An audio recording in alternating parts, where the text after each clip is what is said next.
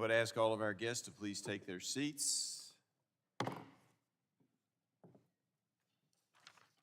Subcommittee on Oversight and Investigations will now come to order. The chair recognizes himself for a 5-minute opening statement.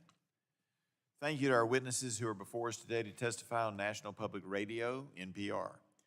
I do have to note for the record that we invited NPR CEO Catherine Marr, who declined to appear today, to discuss NPR's alleged past efforts to pressure conservative and moderate voices into silence. Hopefully we can work out a time for her to appear to testify before this committee in the near future. The only reason not to appear in front of this committee at some point in the near future is if the allegations are both true and NPR doesn't care. Last month, longtime NPR business editor Yuri Berliner wrote an article published by conservative news website The Free Press accusing his then employer of having a, quote, absence of viewpoint diversity. Thank you. Berliner criticized NPR for not reflecting the viewpoints of all Americans. Instead, Berliner wrote, NPR is, quote, the distilled worldview of a very small segment of the U.S. population, end quote, meaning the people clustered around the coastal cities and college towns. It was alleged that in recent years, NPR's extremely progressive viewpoints are evident in its coverage of major news stories. For example, just a couple of days ago, in an article on a recent bill regarding TikTok and foreign-owned social media, the author claimed that Congress had no, quote, direct evidence, end quote, that TikTok was a threat. That's simply not true.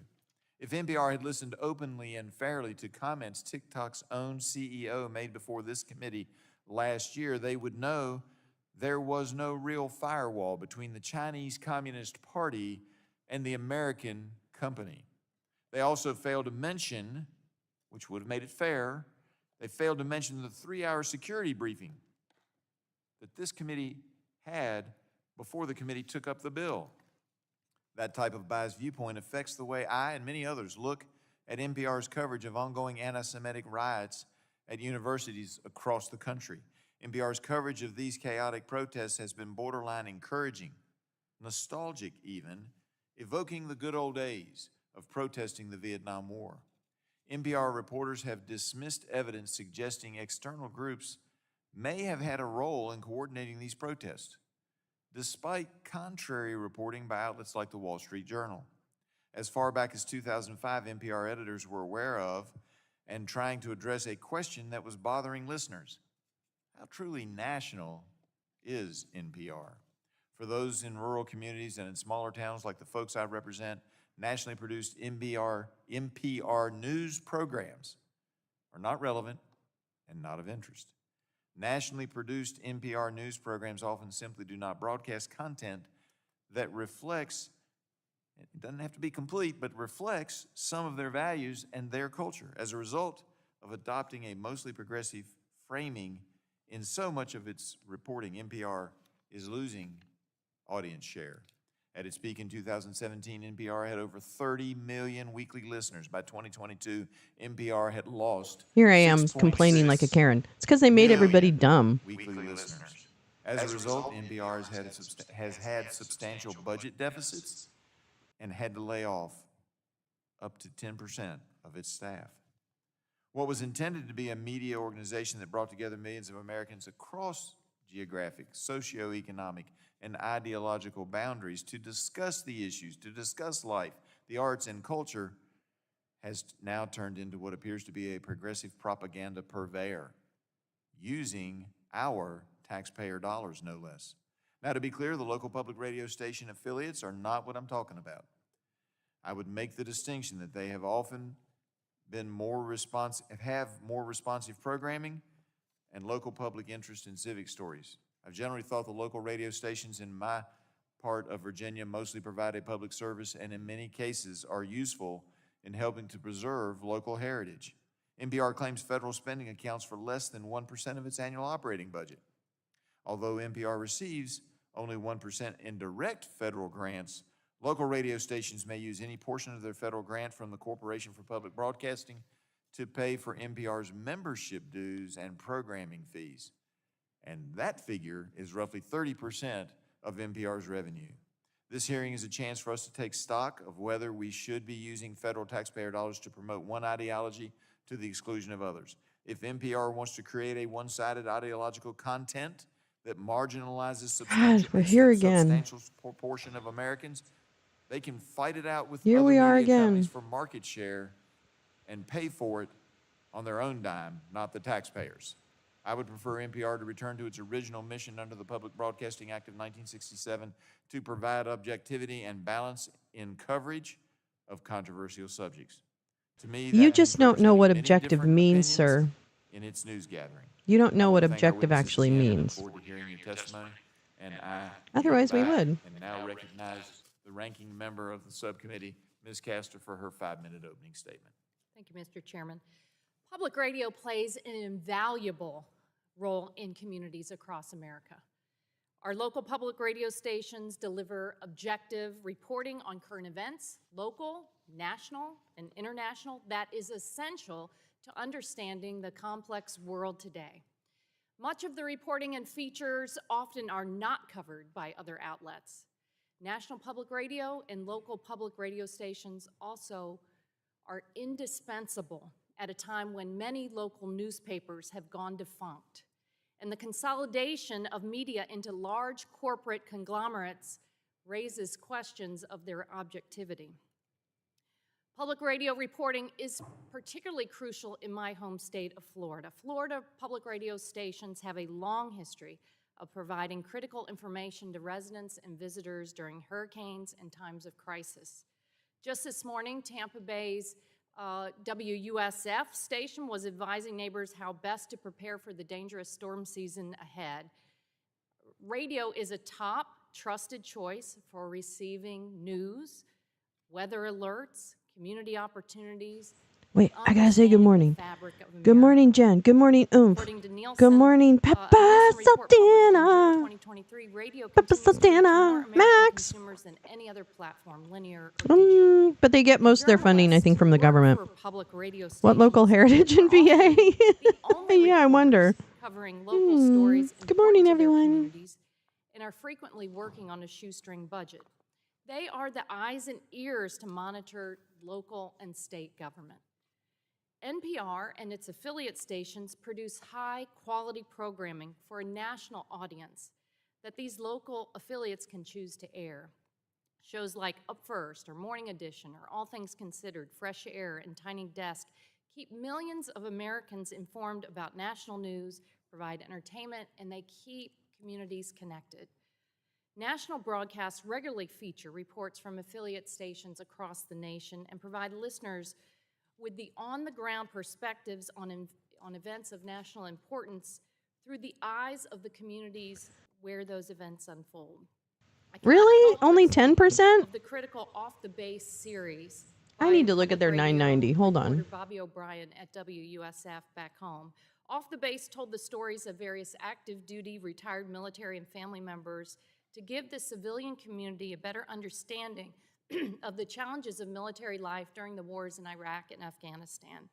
The public radio reports reached most of Central Florida, with many airing nationally during the wars, when the need for civilian understanding of the dynamics around military deployments and care at home was great. Bobby O'Brien told poignant stories of military families dealing with multiple deployments and how families at home dealt with their life when the service member was in harm's way and after they came home. Despite the clear benefits of public radio, committee Yeah, it's about Republicans have brought us here to 40% discuss corporate alleged sponsorship bias and in about NPR. 30% core and other Republicans say programming NPR fees, is so biased against advertising, conservatives. I would What they imagine. point to are examples of objective 5% journalism. endowment and NPR Disagreeing Foundation with Board. Oh, reporting does not mean the that's information endowment. is biased. Members may want to instead step outside I don't know of the what right-wing core echo means. chambers, I wonder which if that have means- routinely peddled lies and conspiracy theories. I have to look. This Congress I have will to look at their unfortunately 990. go down in history as the least productive in modern times. Shutdown threats, showdowns, wasted time and taxpayer dollars on witch hunts. A better use of time for this esteemed committee would be spent on asking why guns are the leading cause of death among American children, or finding out whether or not America is prepared for the next pandemic as the avian flu spreads among dairy herds, or how we build on the successes of the Inflation Reduction Act to lower health care and drug costs, or how we solve the costly climate crisis. The list goes on. The valuable time of this committee absolutely should not be spent on investigating the backgrounds of reporters.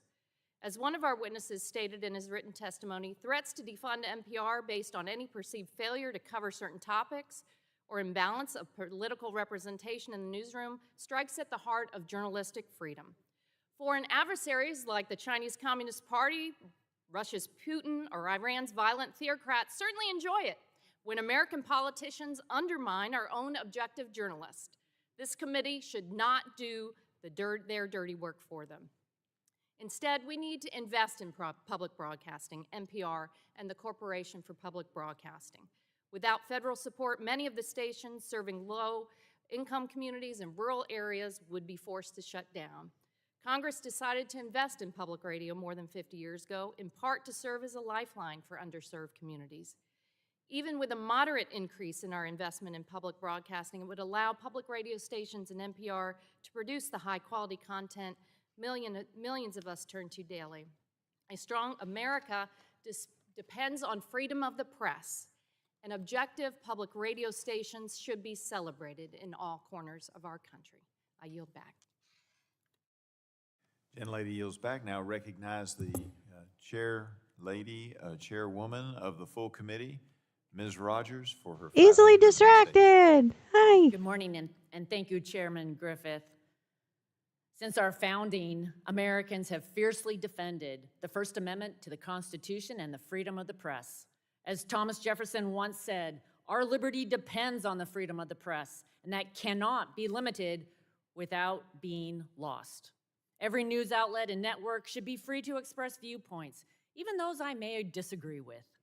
It is a fundamental principle under the First Amendment for news agencies to report on stories however they see fit.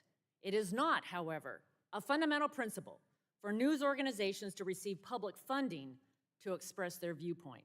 We are holding this hearing today to discuss accusations from within National Public Radio, or NPR, that the organization's DC Bureau is actively censoring viewpoints, all while enjoying funding from Americans' hard-earned tax dollars. Following these accusations, Speaker Johnson and I agreed that Congress needed to investigate. I will note for the record, we invited NPR's CEO, Ms. Mayer, to participate in today's hearing. She declined to do so, stating that she needed more time to prepare and that she had a conflict with an NPR board meeting. It is especially troubling that an organization funded with taxpayer dollars has mocked, ridiculed, and attacked the very people who fund their organization.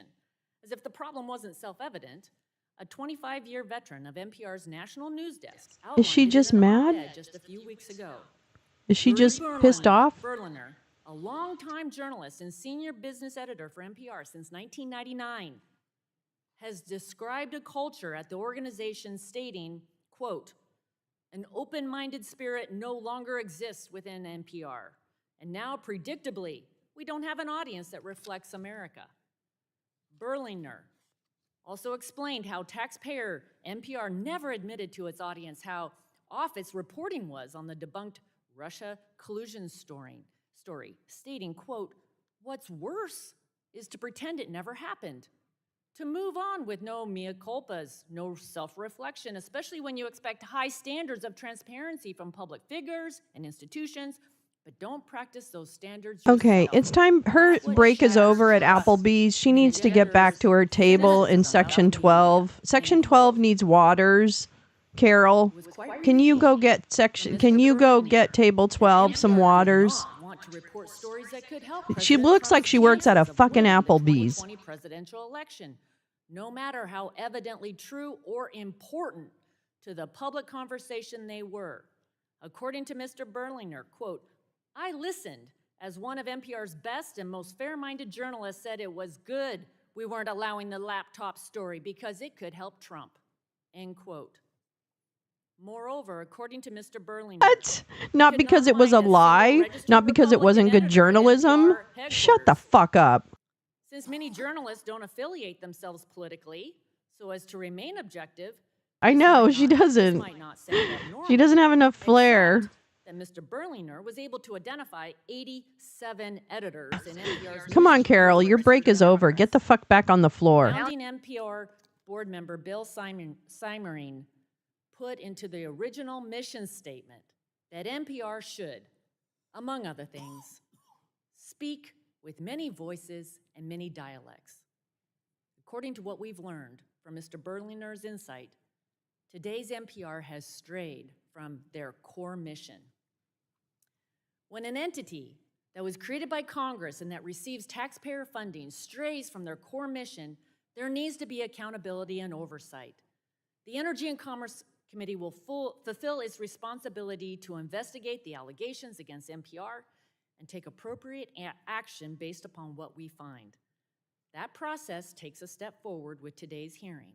I thank our panel of witnesses who will bring to the table a variety of viewpoints about the matter, and I look forward to the conversation. I yield back.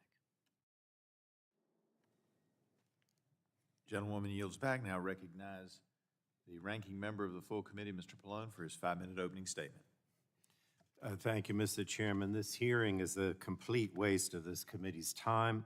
We're here today solely because Speaker Johnson sees NPR as an easy punching bag as he attempts to placate the most extreme right wing of his party, and he directed the Republican committee leadership to hold this hearing.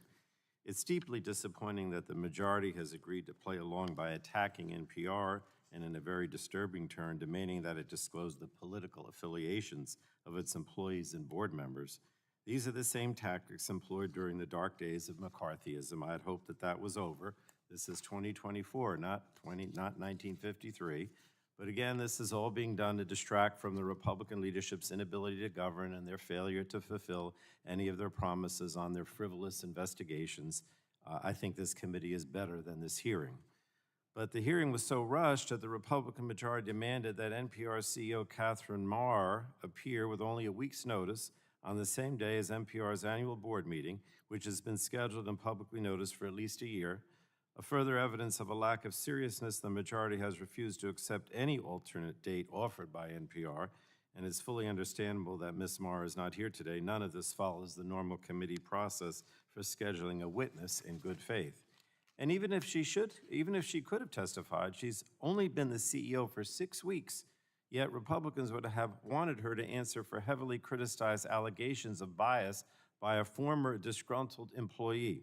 And this is particularly absurd given that NPR's CEO plays no role in editorial decisions and does not control NPR's content. These Republican attacks are unfortunate considering that public media plays an important role in all of Yeah, our Carol, way to communities and should go. be supported now more You than fucked ever. up table 13, Corporation Carol. for Now Public everybody's Broadcasting mad. is a nonprofit organization that was established by Congress in 1967 as the steward for federal investment in public media. It serves all Americans with free information, education, and enriching content.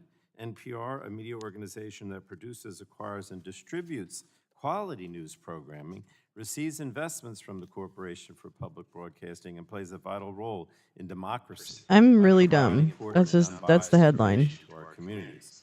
These public investments primarily flow directly to local television and radio stations that are often the last line of defense against growing news deserts. And I have one in New Jersey, where communities I've just been waiting really for lack my any sourdough local for about journalism. 20 There minutes is a now. reason that Republican efforts to defund public media have failed for nearly 50 years. So that's because the American people value the service. Many Americans, especially those in rural areas, rely on public news outlets as their primary source of local information. Now, only a very small portion, less than 1% of NPR's budget comes directly from taxpayer dollars. In fiscal year 2022, NPR received just over $5.5 million in direct grants from the CPB. And federal dollars that NPR receives indirectly are because local radio stations have chosen to pay NPR for its high-quality programming.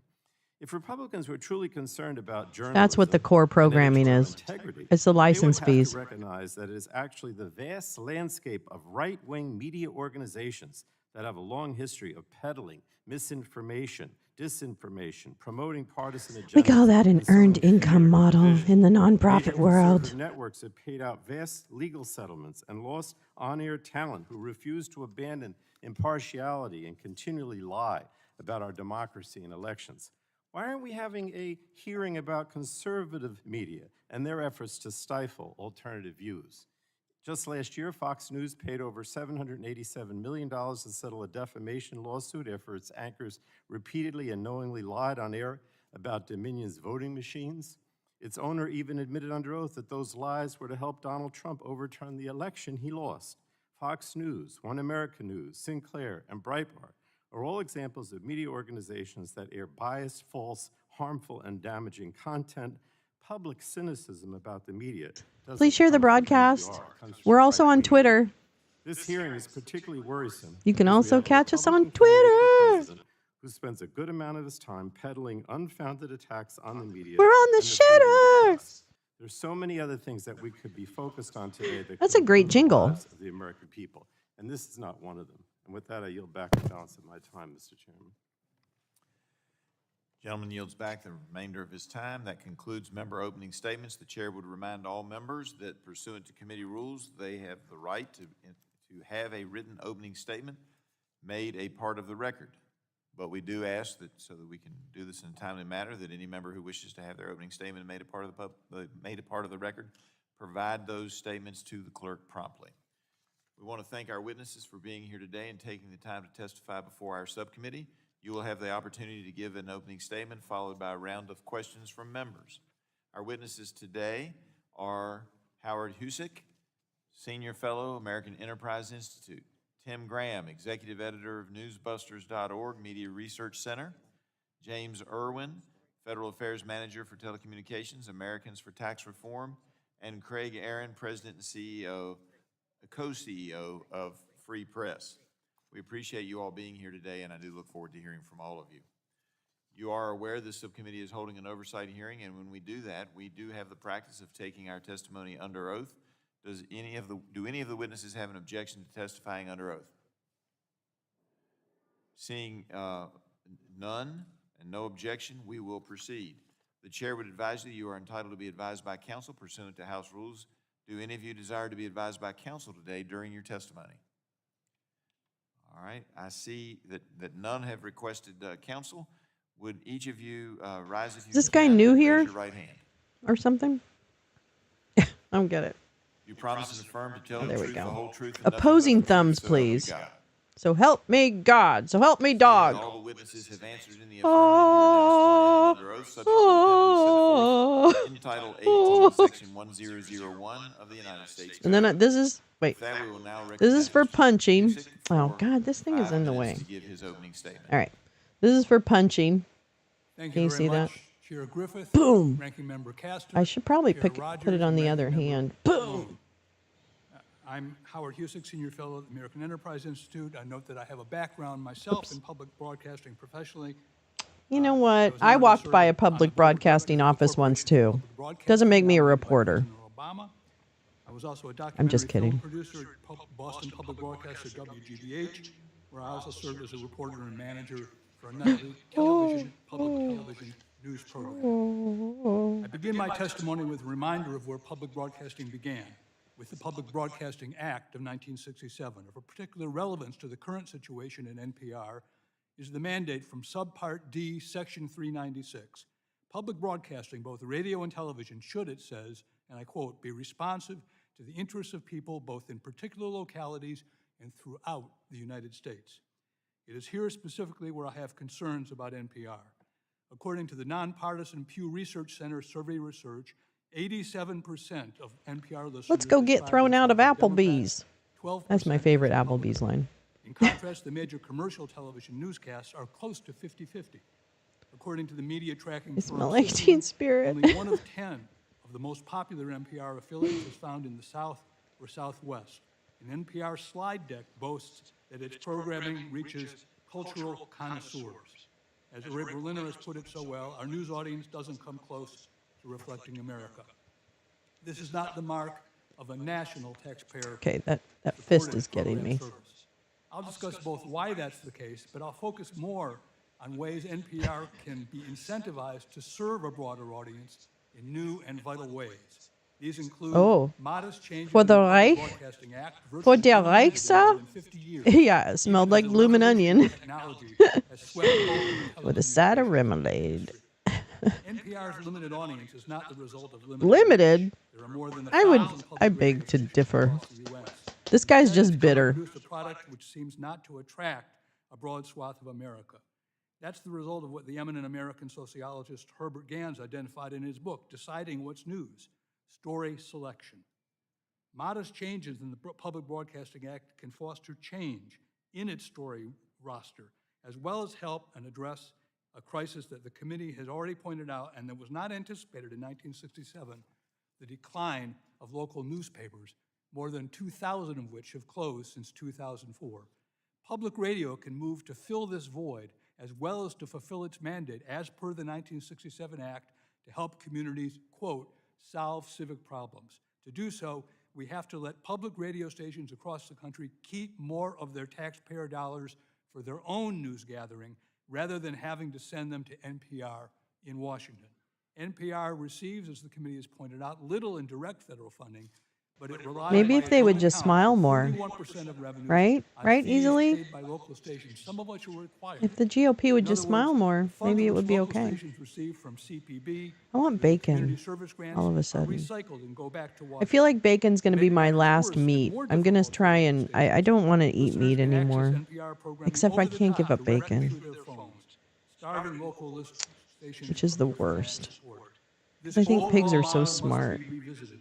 Public radio news gathering in order to address the world of today, not that of 50 years ago. I was taught to really must be far respect more pigs. local. Rather than simply getting revenue from local stations, NPR should look to them The animal. for journalism. Stories that surprise rather than It's just panic. GOP Stories smiles that are too tell us about the creepy. range of dramas, conflicts, issues, celebrations in communities across the country. Maybe if they didn't Local dress like stations that. provide not the fees, but the news itself. In the process, I do not NPR like will salmon. nurture diversity views, Boy, you nurture would get all the new generation salmon of if we were journalists, roommates, incorporate Max. their work into its morning and evening I would get all the newsletter. bacon and you would get all the salmon. Will differ from the major So it'd be kind of a television match made in networks. heaven, Most really, if you will think be about it. forum for all kinds of voices, from poets to preachers. Sorry, I miners, know. mayors. I mean, I don't mind. I Worth think noting, actually Pew local Research just reported stations should get a lot more money. That majorities doesn't of mean both you parties say shutter local NPR. media in their area are doing their jobs, and that views of local news don't have the same stark political divide. We know what this is all about. Americans' opinions about national news. Finally, It's NPR about should control. report regularly Janet Jackson had it per right. statute to this It's all about oversight committee control. as to progress it's making in reaching a broader cross-section, geographically and demographically. Okay, portobello mushroom, grilled. I love those. I'll eat that all day long. That serves I the love immense vegetarian and vegan food, actually. audience. It's just bacon. I need a better substitute for bacon, for fuck's sake. I'll give up ribeyes. 5-minute opening statement. Good morning. I'll give up burgers. Is that on? Just create a I represent the motherfucking Media Research bacon. Center, America's preeminent conservative media watchdog organization. It was founded in 1987. I joined up in 1989. We monitor national media outlets on a daily basis and provide daily coverage of the media's tilt at newsbusters.org. Yeah, I was just thinking of giving up chicken too. Like I can't do that, chicken farming stuff. Although I love eggs too. And I mean, I like soft boiled eggs. So there's two things I need the industry to create. Reporter Nita Totenberg Fake bacon destroyed the Douglas Ginsburg nomination of the Supreme Court in 1987. And- then she tried again with Clarence Thomas in 1991. what? NPR energetically channeled the accusers of Supreme Court nominee Brett Okay, I'm gonna Kavanaugh stop. in 2018. And when a man arrived in an Uber on Kavanaugh's street 2 years ago with weapons and plans to assassinate Kavanaugh, NPR failed to file a single. Is he wearing an orange story tie? on it. Nina Totenberg could not be found. NPR is supposed. Why is he going after Nina Totenberg? Didn't demonstrate they cared one bit about this potential political violence. But in March, between Morning Edition and Fresh Air, Kavanaugh's accuser, Christine Blasey Ford, was granted an hour of taxpayer-funded airtime to reproduce her unproven charges of teenage sexual assault. Wow, this guy seems angry. Now, most of us, what we remember best as his. Is he like Kavanaugh's bestie or something? Exhibit A here What's of going NPR's on? Bias is the New York Post series on Hunter Biden's laptop in October of 2020. Most of the so-called mainstream October media tried of to 2020. dismiss this story falsely No, they didn't. as Russian disinformation, but Because that's NPR how it was stood out. reported, and it ended up being NPR's true. So-called public editor, Kelly Bitch. McBride, quoted Terrence Samuel, NPR's managing editor for news. He said, "We don't want to waste our time on stories that are not really stories. And we don't want to waste the listeners' and readers' time on stories that are just pure distractions." He dismissed the New York Post stories as a politically driven event. That's interesting, since you could argue Nina Totenberg's hostile reporting on Supreme Court nominees certainly created some politically driven events. Instead of seeking to investigate the Biden This family's guy's going influence balls in the deep, 2020 okay? election, So that's interesting. Like, he's not just going a little teeny tiny bit and dipping his just the tip. Oh no, he's going balls deep. For millions. There wasn't This is one fascinating. word about Hunter Biden's business practice involving his father, which was the point of the Post stories. This pattern continues today. When the House Oversight Committee had a hearing in March where Hunter Biden was supposed to appear, NPR's so-called All Things Considered wouldn't consider a feature story on it. NPR covered the Pelosi-picked panel, the House January 6th committee, live for every single minute, and then it couldn't do a 2-minute story on the Biden impeachment inquiry. Instead, So he's a NPR's disgruntled host reader? next morning by their hot story, I don't get it. new Deep details throat. on Rupert Murdoch's Like, British seriously. phone hacking scandal of 2011. NPR's website did have a Biden mention. White House reporter Deepa Shivaram had a TikTok-like video shoot on how President Biden grabbed a trendy boba tea in Las Vegas under the headline, "Food Stops Can Tell You a Lot About a Campaign."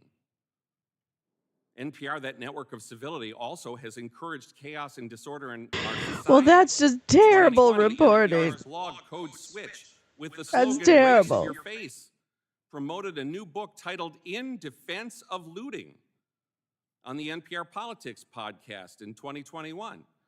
They promoted a book by Yale law professor Elizabeth Hinton saying that protests against police shouldn't be called riots, they should be called rebellions. On Fresh Air on April 15, 2023, the movie critic John Powers Good morning, praised the peace, movie love. How to Blow Up a Pipeline, hailing it as hugely timely. So this is what NPR is doing. They can devote our taxpayer dollars to getting behind looting, rioting, and blowing up pipelines. And yet, NPR represents the Republicans as uniquely extreme. We've seen this throughout this Congress, where they come on and say, "Oh, the hard-right Republicans are ruining everything."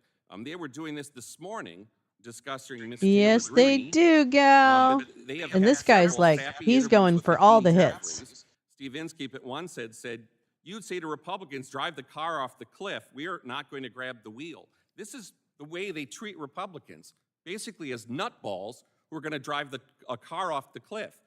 You might understand that's why we might get a little upset. Thank you. That's why we might get a little upset, don't you understand? Where's my crying baby picture? God damn it. Pastor, Vice Chair Lesko, Chair McMorris Rogers, and Ranking Member Pallone, members of the committee. It is an honor to testify before you today, especially as a former staffer from the other place. It's a shame Ms. Mara couldn't join us today. Normally, a CEO refusing to meet with her funders would have her funding pulled, but we'll see. ATR is... Actually, that's not true. Thank you very much. Shut the fuck up. One of the leading taxpayer watchdogs of uses of taxpayer money, and we have taken an interest in how public broadcasting has been subsidized by the taxpayer directly. Others have spoken already about the political issues of national public radio, the ideological capture, the fact it no longer represents the American people, if it ever did. But my testimony will take a step back and focus on another problem with continuing to fund NPR. Namely, if all the issues mentioned here today are solved, if NPR was the most neutral, fair media outlet with no ulterior motives, it is still not the role of the federal government to run a radio station. It will not do simply to clean up NPR's current practices because state-funded media I would in say principle 5% undermines or whatever they press, get is from unfair to NPR's the competitors, endowment get or federal whatever. subsidies, and because NPR is dishonest with I the would public, say as has that's been not mentioned very in its accounting much. practices.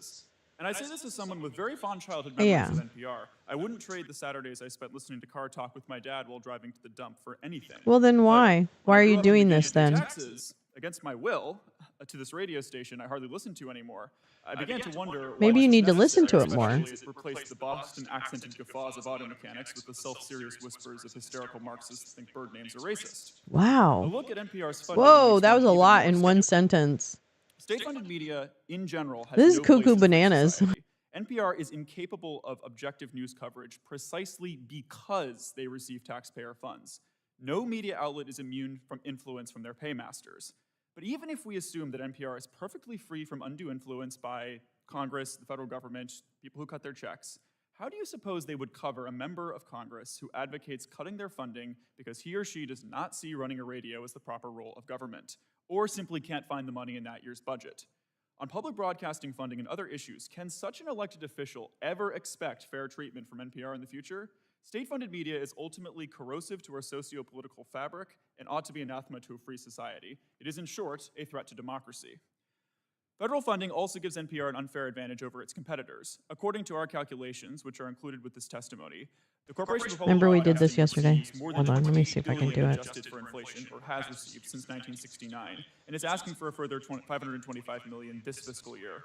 About $128 billion of this will go to public radio affiliates. Except for the occasional fiscal discipline of the 80s or years when the appropriations were frozen, NPR's funding has only grown over time, despite a decrease in demand from the public, with new funding added to the baseline. I have a little bit of a Even if delay. they do a bad job, they still get the money because that's their baseline now, and Congress approves this unencumbered by the thought process. NPR likes to remind us that only 1% of its funding comes from taxpayers, and at first glance that does appear to be That true. might be better. 51% of its funding comes from corporate sponsorships, this is what normal people call ads, and private donations, while 31% comes from licensing fees, as the chairman noted, meaning the majority of its money does come from voluntary contributions and payments, just like every other media outlet. If this is true, why do they need taxpayer funding at all? Well, the reason is that the claim that only 1% comes from federal taxpayers is not true. On the same webpage where NPR claims that this minimal taxpayer investment, they also say that federal funding is essential to their mission. Well, which is it? Well, the answer lies in the 31%, as again the chairman has noted. These come from licensing fees that the affiliates pay back to NPR. NPR, according to the latest audit from 2022, received $93 million in revenues from these stations, which would account for 73% of this year's requested CPP grants to affiliates of the $128 million. So it turns out a shell game is afoot. Tax That's right, dollars are given gal. to CPP, which passes a few million to NPR so they can claim the taxpayer contribution is negligible, while the rest is laundered through public affiliates and kicked back in the subsidies to NPR. This public radio financing system is so opaque that no one is actually certain how much federal funding NPR receives. Affiliates are required to keep track of how much money their federal grants come from tax dollars, but a 2011 GAO audit of 23 public radio stations found that the majority do not maintain such records. Saul Goodman could not design a better laundering operation. Wow, that was a So in closing, I have a couple of well-crafted, suggestions as to how stupid to remedy this, lie. short of fully Because cutting off frankly, funding for you can NPR, take which would be 12 ideal. small, nonprofit The most important one is that if taxpayers must fund radio NPR for it stations to survive, and I'm have them skeptical that that is the just case. I think they could ham-hand their compete with other finances, media okay? outlets I've and do seen quite it well time because and they time have a again. very loyal audience People of are doing the affluent best they progressives who can are with what they disposable know. income to donate to them. They That's could- an easy, Congress could that's a include low on tax fucking returns blow. a box Low you can check fucking to blow. make a voluntary contribution to an NPR fund in the exact same way we do for the U.S. Presidential Elections Fund. This way, they're going to get free advertising, a free funding appeal to the millions, hundreds of millions of Americans who pay taxes, but they will not be strong-arming the middle and working classes into subsidizing content that appeals only to the affluent and well-educated. And the other suggestion I have is to answer the common refrain, which was echoed by former CEO Paul Haga, who was a Republican, in his weekend op-ed in the Washington Post, that 70% of the funding goes to affiliates and only 30% is spent on CPB operations and the national public television and radio. Simply give them a 30% funding cut and require that 100% of the money goes to the affiliates in a decentralized manner, as the first That's witness not how it suggested. works, I look okay, forward to your folks? questions. As a Any in the nonprofit back? person, Appreciate that. that's Mr. not how Aaron, it works. your 5-minute opening You statement. can't put 100% of your thing Thank you, into good morning. programming I'd like because to thank Chairman programs Griffith, are Ranking people. Member Castor, Oh my Chairwoman fucking McMorris God. Rogers, and Ranking Member Pallone for inviting me to testify. I'm Craig Aaron, and I'm the President and CEO of Free Press and Free Press Action. I do not represent NPR, PBS, or the Corporation for Public Broadcasting. I hope today to provide a voice for NPR's tens of millions of weekly listeners who rely on the service for fact-check journalism, local viewpoints, and international coverage. Given the impetus for this hearing, I must clarify that Free Press is a nonprofit group started in 2003 to work on media policy and should not be confused with The Free Press, a Substack publication that recently published a critical article about NPR. Over the past 20 years, I've been both an advocate for and a critic of the public broadcasting system, which I believe can do more to live up to its mandate and its mission. But this will not be accomplished by tarnishing the reputation of NPR's journalists, tearing down the institution, or starving it of funds. Inquiries like today's will likely make NPR leadership more timid, and I imagine that's the point. But threats of defunding don't just harm NPR executives. They endanger the work of more than 1,000 local radio stations, providing essential information to communities large and small. While I always welcome Congress's interest in public media, especially given the crisis in local journalism, I'm perplexed that an essay by one disgruntled editor at NPR I'm not trying to make is cause for a excuses, congressional but I inquiry. fucking check the That volumes essay by Yuri before I Berliner start is streaming, riddled with and fuzzy I don't know math why, but and I think it cherry-picked evidence. fucking says. For example, he inaccurately describes Sorry, several I am stories sorry. as going I won't make uncovered excuses. when NPR I'll did do better. extensive reporting or publicly interrogated its own editorial choices. That said, public media's purpose should be to tell stories not already told by the commercial media and serve audiences not represented elsewhere. Berliner laments that NPR's increased focus on racial diversity since 2020, but if in 2024 we're still questioning whether systemic racism exists, we probably need to spend more time listening to the experiences of our colleagues from different backgrounds. Berliner's supposed bombshell that DC residents in NPR's newsrooms are all registered Democrats in a city where just 5% of voters are registered Republicans doesn't withstand scrutiny either. As NPR journalist Steve Inskeep points out, NPR has 662 Hi, people Paul, in its and newsrooms, over on Twitter, including far more everybody. in DC Paul's over on than Twitter the and he's 87 commenting. Berliner tallied. Share the broadcast. His numbers don't add up. Yet these rickety claims have sent this subcommittee down a precarious path. I'm very concerned about the request sent to Catherine Marr, NPR's CEO, asking her to track and report Right, to Congress consent, on the that's right. political affiliations of NPR's newsroom employees. This is a dangerous overreach that raises serious First Amendment concerns and smacks of a political loyalty test. While Congress has a role in overseeing the operations and financial management of NPR, threats to defund it based on the perceived failure to cover certain topics or hire certain people strike at the heart of journalistic freedom. Yes, there must be a firewall between NPR executives and the newsroom. NPR's new CEO may have once volunteered for a Biden campaign. The head of the Corporation for Public Broadcasting used to co-chair the Republican National Committee. Neither is, nor should be, involved in editorial decisions. Berliner insists he does not want NPR defunded, but his complaints have been seized upon by those who would seek to defang or destroy public media. This is just the latest chapter in a long history of attacking NPR personnel on trumped-up charges of bias. Today, we have an opportunity instead to talk about how to rebuild and expand the public media system to meet the real needs of local communities, and we can find common ground. Mr. Husick and I, for instance, agree that NPR should not be defunded, but we should be spending more resources in support of local journalism to replant news In deserts. my HR experience, Common ground political can exist speech in is Congress protected. too.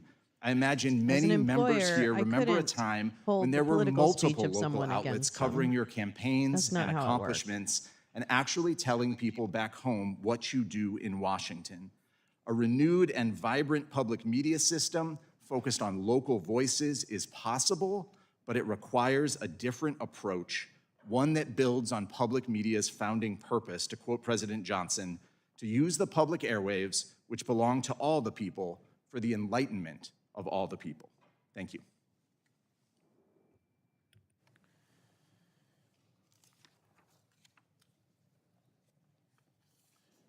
Thank you so much. Appreciate your testimony, and we'll now move into questions and a question and answer portion of the hearing. I will begin the questioning and recognize myself for 5 minutes. Mr. Aaron, I just want to clarify one point, and you didn't say anything wrong, but I want to make sure people back home know when we asked for the political affiliation, it was based on the person's public registration by party, and not by for NPR to calculate that. What? So we're not interested in if reporter John Doe is a Democrat, Republican, or an independent. Sometimes that's difficult because in many states, like my home state of Virginia, there is no party registration.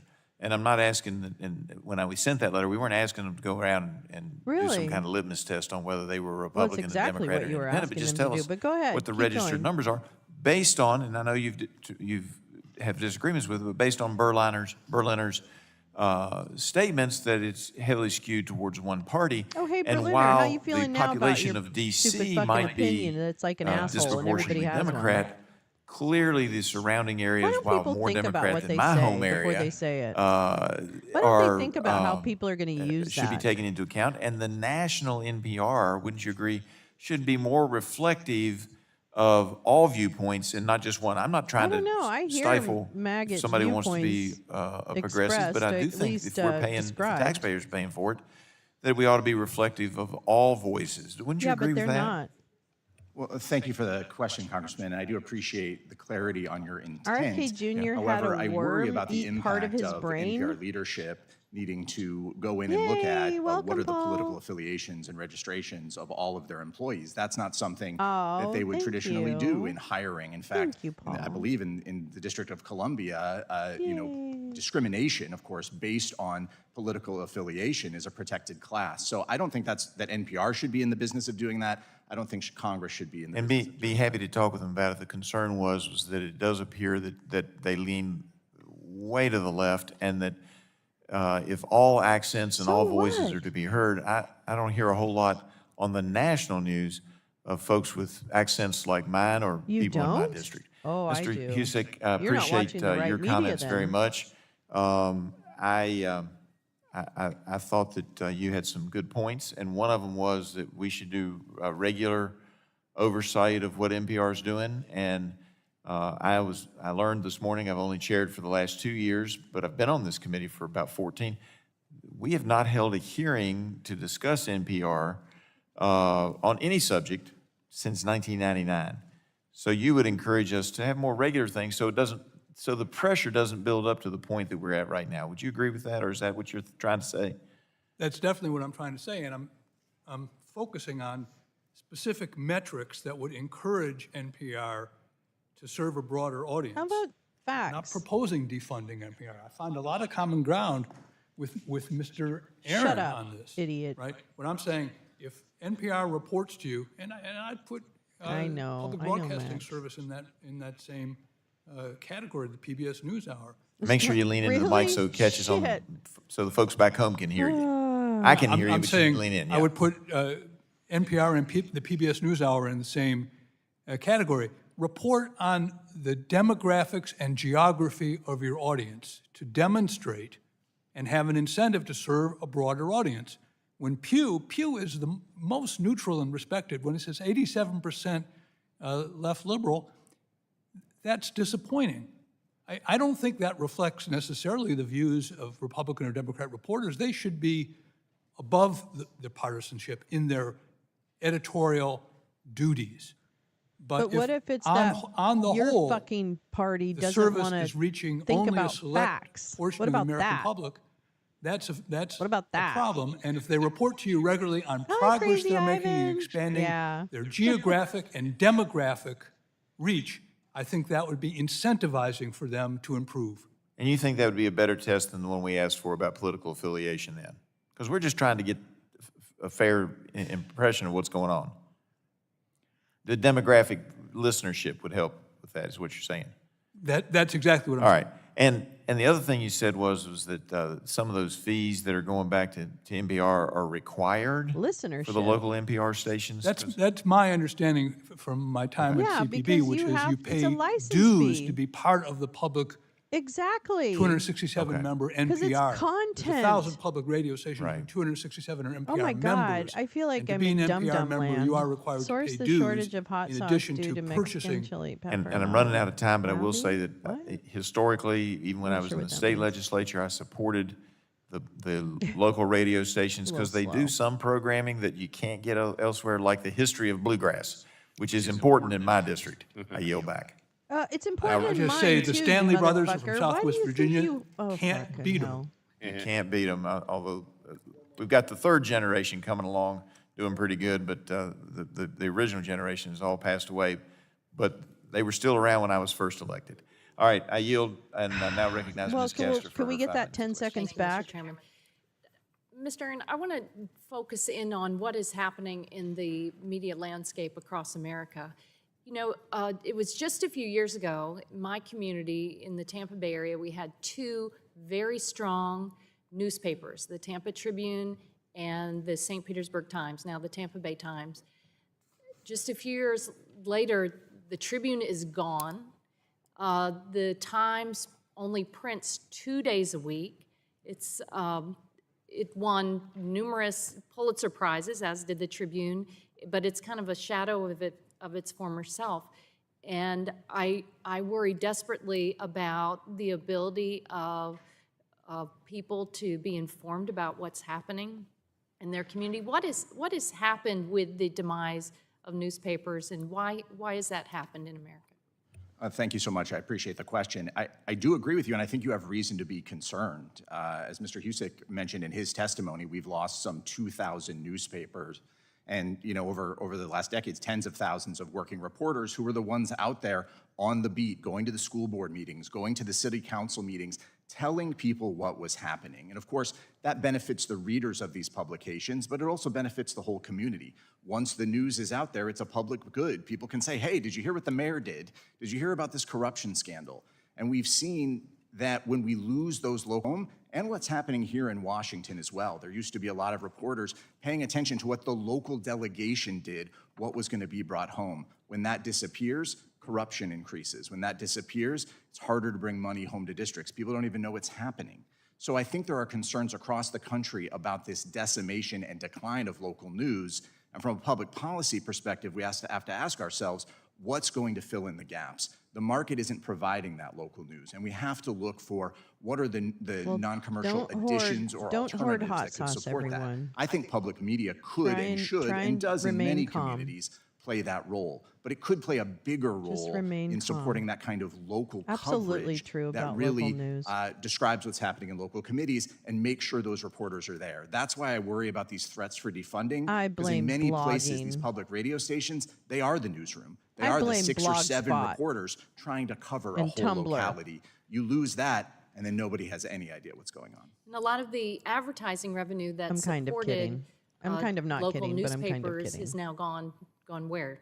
Well, it's certainly gone to big tech in a lot of ways. Platforms, right? And, of course, when the I was having a conversation with a Gen Zer. There's less reason for people to come a lot of and Gen be Z part of it. gets And of their course, news from the ad market has TikTok. changed. The internet exists. Yeah, We're in a new reality that's where they if get you want their to reach news. an audience, the local TikTok. newspaper is no longer the best way to do it because TikTok, people have other ways to buy specifically. their Does the cars. average person have TikTok. insight on the algorithms controlled by big tech platforms?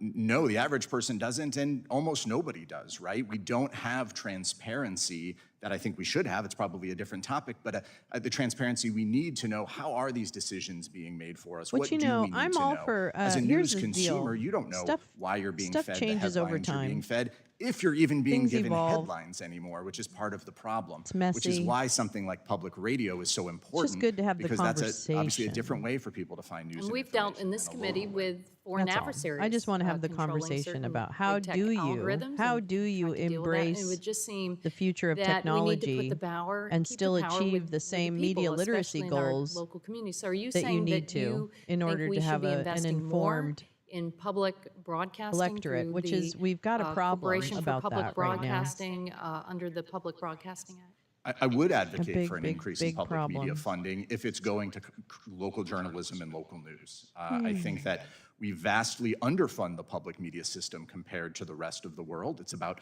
$3.16 per capita per year. In countries like England It's or certainly Germany, a core it's issue. $80, $140 per year. I'm not saying it needs to be at that level, but I'm saying a Really, significant increase I would find my go way a back to long media way toward literacy a helping lot us have when more I'm local journalism, struggling. and that should be the priority going forward. I think that would be a good investment that would pay dividends across the country. And Mr. Husak, you've suggested something similar, is that right?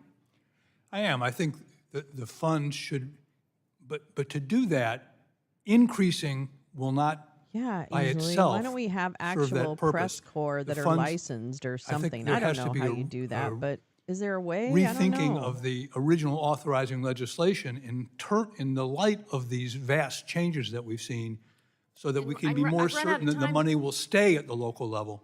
And I've run out of time, and I noticed that NPR has actually had that debate going on itself. And Mr. Chairman, I'd like to offer for the record the April 16th, 2024 commentary by Steve Inskeep, how my NPR colleague failed at viewpoint diversity, and he gives a perfect example of the kind of journalism he says he's against, and highlights some of these issues. Without objection, so ordered. The chair now recognizes the chair of the full committee, the gentlelady from Washington, Mrs. Rogers, for 5 minutes for her questions. Thank you, Mr. Chairman.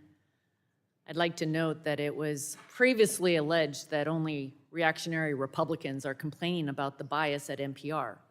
But with unanimous consent, I'd like to enter into the record Mr. Berliner's article. With unanimous consent, please. Oh my God, it's Carol again.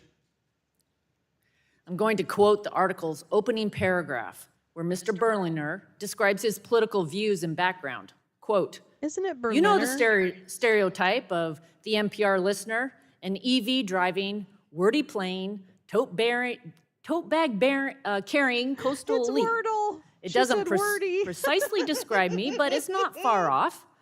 I'm Sarah Lawrence educated, was raised by a lesbian peace activist mother.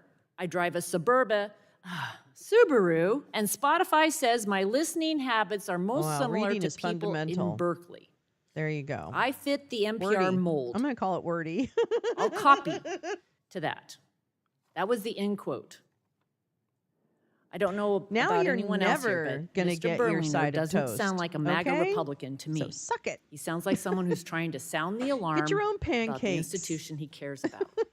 It's not the role of We Congress decided, to for tell those of you who may NPR have or missed any it, we news decided that organization this woman how is or actually what Carol, content and is she to is broadcast covering or Section print. 13 today My at the concern restaurant. here is why American she's really tax dropping dollars the need ball, to you know, subsidize 'cause a she news likes to give organization that speeches so in the clearly back. does not want And to we're like, reflect Carol, the diverse just views of grab all the Americans. short stack Mr. Graham, I'll start with and you. the corned beef hash As you're and get aware, the fuck out there on Mr. the floor. Berliner and wrote this op-ed, and in it, quote, he says, by 2023, the picture was completely different. Only 11% described themselves as very or somewhat conservative. 21% is middle of the road, and 67% of listeners said they were very or somewhat liberal. And that's We weren't because, just losing conservatives. let me tell you that. We were also losing it's moderates because and traditional your liberals. party End of quote.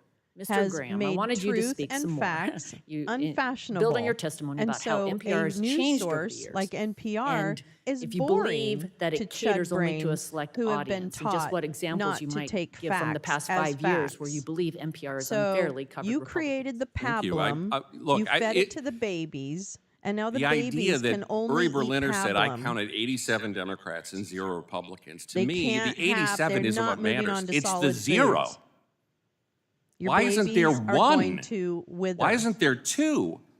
You know, Pat Courtney used to work Why at is this guy so WTOP here in fucking D.C., and the upset? question was always, he was the one Republican in the newsroom.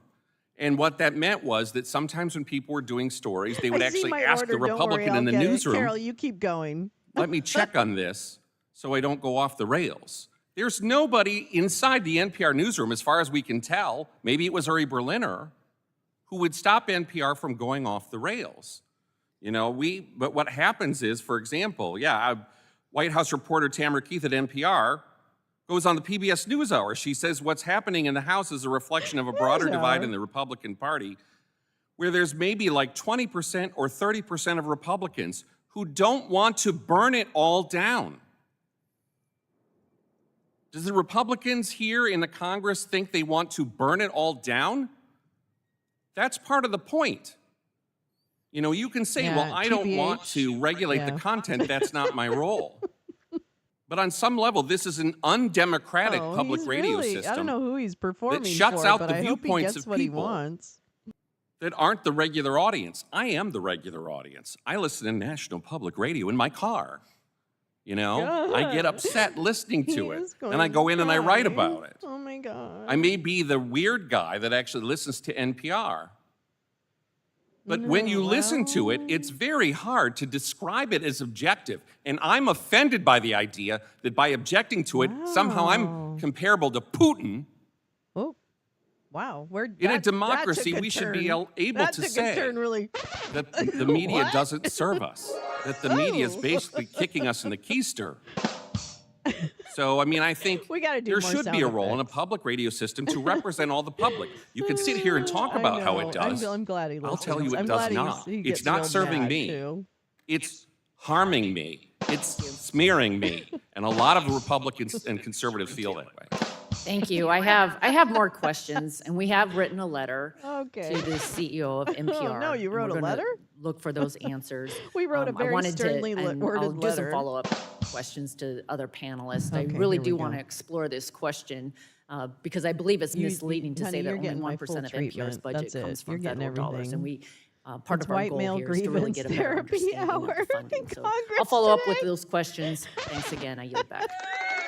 Thank you, Madam Chair. Madam Chair yields back, now recognizes the jeez. ranking member of the full committee, Mr. Pallone, for his 5 minutes of questioning. Thank you, Trump on Mr. Wednesday Chairman. calling NPR I the just world's want to be clear disinformation that in machine the said letter not that the $1 of government budget Republican be leadership spent of this committee sent to NPR, they specifically said in question number Last one, night of the in season the events. past Should 5 be years, alert. how many registered Republicans, Democrats, I haven't independents, and watched SNL registered in a long voters were time. not required by state law Just to by declare an laziness. affiliation has NPR employed as part of its news media staff? And then they go into, what percentage of the board of directors were Republicans, et cetera. So, it's clear that they're asking for the political affiliation of their employees. So let me start by Mr. Aaron. What is your reaction to this Republican majority's asking a news organization to report the political affiliation of its employees? As I said in my testimony, Mr. Chairman, I think it's a dangerous no, overreach. it's- I don't why think is it's my the pee-pee government's always role so soft? to tally or investigate That's or the theme ask of this. NPR leadership theme. to keep track the of the title of political this hearing. affiliations of its reporters and editors and other employees. I think that they should be judged. The Congress has a role, of course, oversight, financial management, how is the system working? But I don't believe it's their job to do that, and I think it does impinge on journalistic freedom, that what should be judged is the work of the journalists. And as a journalist, what you're supposed to do, or at least what I learned when I went to journalism school, is you are supposed to seek out views you disagree with. You're supposed to look at multiple sources. Now, people may have complaints at one time or another about how an individual NPR reporter did that job. I think on a whole, there is that lot of good evidence of very strong journalism. Some of the other panelists here obviously might disagree, but it's not the government's role, and I actually think it is a major just said overreach he to wasn't suggest Putin. that Come based on, on Cal. the viewpoints that Don't you say that express about or him. cover or the editorial Please. choices, that could somehow be connected and dependent on the funding that you're offering. I think that is a path that I would discourage this committee and this Congress from going down. Well, I'm going to go further than you and say it's not just an overreach. I think a political litmus test violates the most foundational principles of our nation. And I just think Congress has no remember that. I business love that. interrogating media outlets about the political affiliation of their employees. And I use the term McCarthy. I really do think it has troubling echoes I of mean, a it's very dark kind of period playing your hand a congressional little bit, oversight under Joe darling. McCarthy, If you frankly. didn't know But let me this. ask you the second question, and you kind of got into it. I mean, think because he it talks seems protest Republicans, too much. may not Nobody asked understand you this. about Putin. Does I a asked you if you journalist's wanted the political glass of affiliation water. impact their ability to produce fair quality work, in your opinion? Mr. Chairman, it should not. Obviously, every individual, every human brings their own biases to their job and their approach. But the job of a journalist, of course, is to go out and hear what other people think, to talk to sources, to evaluate the evidence. That's what we want our journalists to be doing. And then, that's put out into the marketplace of ideas, and we can get all the different perspectives. So that's why that shouldn't be the starting point any more than I think this committee should go ask Fox News or Sinclair or Nexstar to tell us the political affiliation of the journalists working in those newsrooms. We should look at the journalism they produce. the questions they ask, the stories they choose as viewers. If we don't like it, there are plenty of avenues to register that complaint. There are public editors, there are letters, there are comments. There are, of course, other media outlets covering many of these stories. But what's not appropriate is for Congress to say, we don't like what this radio station is doing, and now we're going to come in and cut the funding. That's crossing a line. It's pretty good that they don't have. I also worry what happens They always stack in a the deck too democratic with a couple society of when morons. 'cause political of body like who's Congress running the tries to committee. intimidate Letters to journalists the because of their letters. political beliefs. If you We get ask letters. whether or not you have so Yay! many Oh, Democrats get or that garden, Republicans or girl. affiliation, and that goes back to the Till that McCarthyism. I mean, earth. what Oh, happens love it. when I'm Congress really or dreaming of a moving body tries to somewhere intimidate journalists more or says, country-like. what your political beliefs are? You see that as I do see it as a problem. Of course, I wish actually looking- the journalists, the NPR leadership would push back and I don't fight need back land, here. but, like, I what just happens need and what's a little happened over a open long period of space. time is these kind of inquiries, Just a these little kind of bit, pressure, tiny. the working of the refs, it makes journalists more timid, more cautious, more unwilling to ask hard questions. That's what I worry about, that it makes them harder for them to do their job. And what we've seen, what also happens when we dismiss, threaten, describe the work of journalists in these, really harsh terms, is it also endangers journalists. We've seen political events where leaders turn and point out the journalists in the audience so everyone can yell at them and boo them when they're just there trying to report on what's happening. I worry very much about that because we benefit when we have reporters out there from public media, from commercial media, from across the political spectrum, able to do their jobs, ask the tough questions, report on what's going My on. idea of That's what we want country them might be doing, different than yours. reporting. Any effort to interfere or try I to couldn't guess do a their farmy political type thing. affiliation or assume that people of different political You know affiliation what I really can't want? I ask just hard wanted questions. like an ADU I kind of think that thing, does like a great disservice. one-bedroom Thank kind you. of Thank you, Mr. Chairman. with some Gentleman yields windows back. Now recognize the chair and of the a little Energy porch Subcommittee, Mr. Duncan, for his and 5 some minutes kind of question. vista. I don't really Thank you, like, Mr. I Chairman. like being in You the know, I used to hills. drive 65,000 miles a year in my truck. Anyway, I don't know. And like I Mr. just Graham, think I used to need a listen to little different NPR vista. a good bit. In fact, I enjoyed All Things Considered. But unfortunately, all things aren't considered now. Oh, well. The ranking they member are of the actually. subcommittee used You the just words have to objective listen to the reporting, stuff. but there's nothing objective about NPR now. If it was truly objective, we wouldn't even be here today.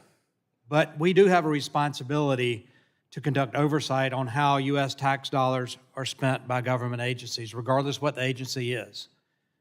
And I really do wish that NPR's new left-wing CEO would have had the fortitude to show up today, but no such luck, I guess. If Ms. Mara were here, I could ask about why NPR reported Monday that TikTok isn't really the threat that this committee knows that it is, which is why we recently passed the divestment bill. Forbes got that story right, since it was their own journalist that discovered TikTok was spying on them. While NPR's reporting says there's no evidence of TikTok's espionage activities. Forbes journalists didn't need federal subsidies to get their reporting right. What NPR has evolved into, as evidenced by Mr. Graham's written testimony, is a Democrat propaganda machine funded by U.S. tax dollars. And that's wrong. If Ms. Mara were here, I could ask about why NPR never fired the NPR commentator who in 1995 described the potential rapture disappearance of millions of Christians as, quote, leaving the world a better place. If Ms. Mara were here, I could ask her why her network chose to promote abortions in America by broadcasting one in 2022. If Ms. Mara were here, I could ask why we need taxpayer-funded media outlet at all, since there is a plethora of available sources that can provide journalism without government subsidies. Man, I could ask her who's why this great guy? radio stations like WRD in South Carolina need government-subsidized competition. What the hell? But Ms. Marr decided to I duck can't this do hearing. this. So instead, I'll 1995, simply what? discuss H.R. 1632, Ronnie Jackson's bill to end government funding of Ronnie NPR and the parent Jackson? corporation Oh, for have public another- broadcasting, of which I'm a proud co-sponsor. Or H.R. 8083 from the next senator of Indiana, Jim Banks, and congratulations, Jim, for his great win last night, another bill to prohibit funding for NPR. And I'm a proud co-sponsor of that one, too. Or H.R. 8091 to prevent government funding for NPR or any other radio content from my friend, Chair of the House Freedom Caucus, Bob Good of Virginia. Get I'm a passed co-sponsor of that one, anywhere. too. Even in We my shouldn't own be funding majority. a propaganda machine. which is what NPR has Oh, honey. evolved into. Oh, honey. Let me tell you about a The propaganda Constitution machine. lays out 17 enumerated powers for Have this you government. met Steve Bannon? Providing state media in one of them. NPR and PBS have become American Pravda, a reliable mouthpiece for the liberal bureaucracy and their left-wing enablers. It's time to restore some sanity to this government by eliminating NPR's no federal new boondoggle. legislation likely of passing. If the public wishes to support Zero. so-called public broadcasting, they can they still gonna choose to vacate send the their speaker own this hard-earned money rather than have us tax them to do it. I hope this committee will look at ending NPR and CPB, and that our friends on the Appropriations Committee will stop cutting them checks. Just a couple examples. They didn't want to report on the Hunter Biden laptop story. In fact, they tried to poo-poo that and say it was Russian propaganda. And we now know that was all reported by this propaganda machine to influence an election. NPR should not be there to influence elections in this country. Isn't it interesting how some of the voices that have been NPR should be there to potentially inform the most the general powerful have public been really on the attacked and threats kind to of like American- cornered on social Americans' liberty media, and like freedom, Lev. True Like reporting everyone's on trying to kettle storms him that are into going some on, corner. I think emergency it's been broadcast, interesting. information that the public All needs, kinds of little chaos. not people. that NPR Dude defending wants the silly them to rapture. hear believing or posting. see. That's not we the go role. from 1995 to And so, 2000. Mr. Chairman, thanks for holding this valuable hearing. And I look forward to the work this Congress should What be happened to doing the quality of his on mic this just important changed? issue. With that, I yield back. Interesting. Okay, thank you. Yeah, go the fuck away. Now what? Now, thank you, the gentleman, for yielding back. Now recognize Mr. Tonko of Oh, New York. okay. All All right, right, I'm now gonna recognize go pee for a Mr. Ruiz second. of California I'll be for 5 right minutes of there. questions. Thank you, Mr. Chairman. I proudly represent California's 25th Congressional District, a district informed by many local media outlets and journalists. Local broadcasters positively contribute to the lives of millions of Americans every day, providing objective information that allows the public to hold its government accountable. Most Americans agree that local news organizations get it right.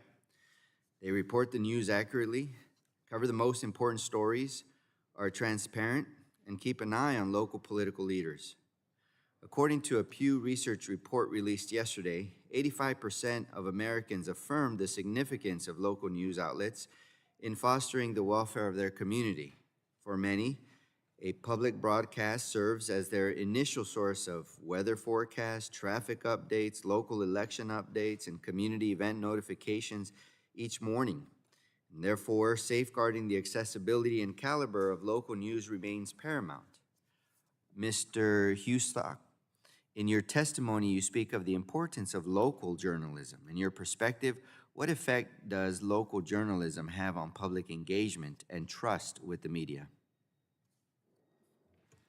There's been significant research by the Medill School at Northwestern on public participation in local institutions as a result of having regular, routine coverage of city council meetings, school boards.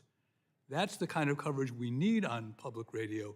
My concern is that's getting crowded out by the need of local stations to send their money to Washington.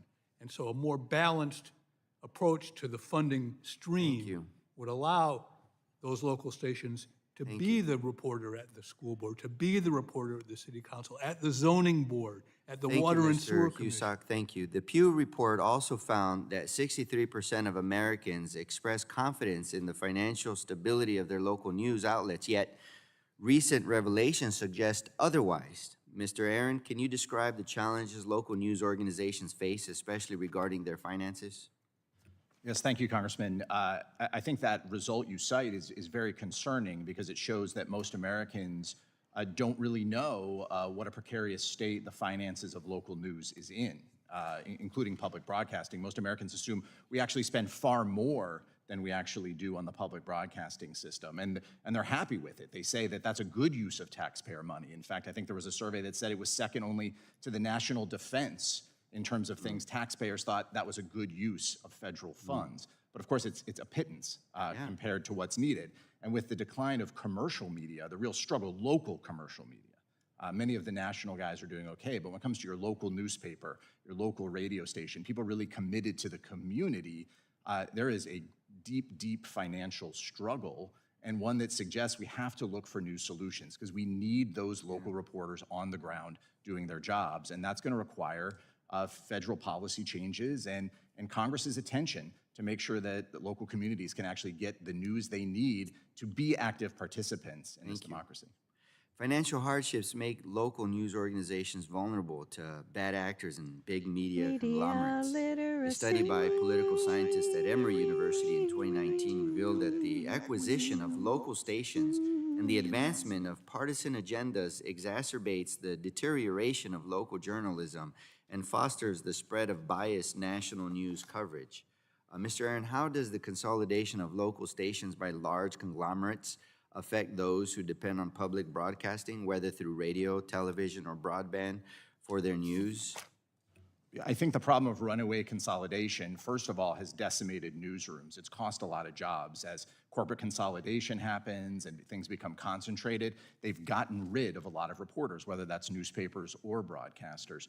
Furthermore, because the Federal Communications Commission has given up its responsibility to ensure greater diversity of ownership in local broadcasting, we've allowed a few dominant companies like Fox, like Sinclair, like Nexstar to own hundreds of stations across the country, and most importantly, multiple stations within the same market. So instead of having a conservative station and another station and another station, you have one set of stations all owned by the same company, the same bosses. I know my colleagues don't raise concern when Sinclair is buying up all the local stations and they're a conservative organization. The threat to local news is not remedied by an arbitrary political purity test like my colleagues across the aisle implied in their letter to NPR CEO Catherine Mayer.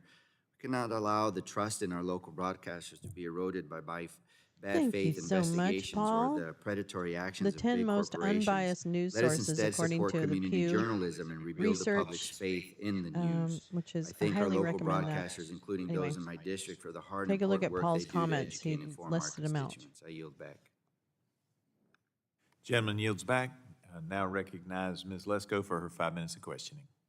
Welcome you to very our much, Mr. Chairman. 45 Thank you all for being viewers. here For to those of you testify on today. Twitter, I come on over and appreciate all chat your with the work. smartest people You know, on the I'm a internet supporter here of at local YouTube. news. At Real I think Lolo it's valuable, on YouTube. and I think Thank we you need for it. I think there's a coming. hunger in our society for just plain unbiased news. You know, I talk to people all the time, and they're like, I've turned off the TV. I don't even watch that anymore. It just irritates me, you know? And people are just fed up. Their blood pressure is too high.